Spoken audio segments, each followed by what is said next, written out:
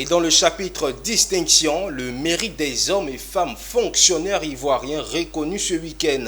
Le ministère d'État, ministère de la fonction publique et de la modernisation de l'administration a célébré ses agents qui se sont mis au service de leur ministère de tutelle dans sa politique de redynamisation. C'était au cours de la deuxième édition des Awards de la fonction publique, revivant ensemble l'ambiance qui a prévalu au Sofitel Hôtel Ivoire.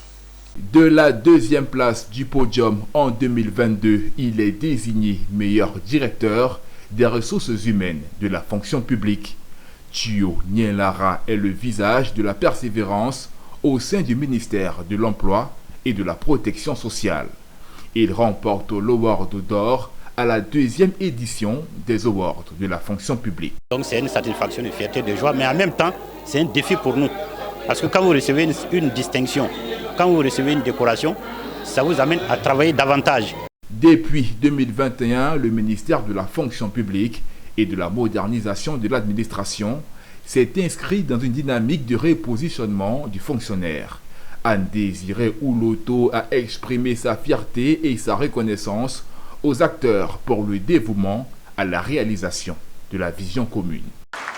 Je suis fier de vous parce que, en très peu de temps, nous l'avons réussi ensemble.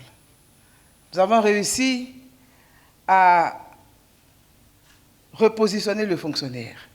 Nous avons réussi à faire en sorte qu'il soit à nouveau respecté.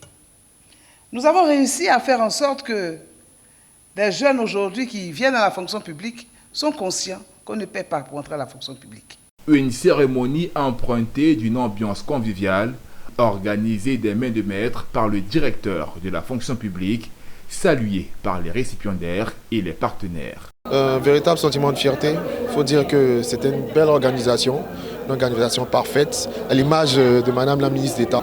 Merci à Madame le ministre et à tous nos directeurs, tous nos patrons qui nous ont soutenus, qui nous ont encadrés pour qu'aujourd'hui on ait ce résultat. La perspective, c'est de continuer à travailler pour l'administration ivoirienne.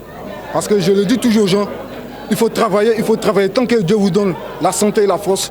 L'édition 2023 des Awards de la fonction publique s'est voulue innovante au regard de l'expansion de son champ de nominés et le prix spécial dédié à la presse.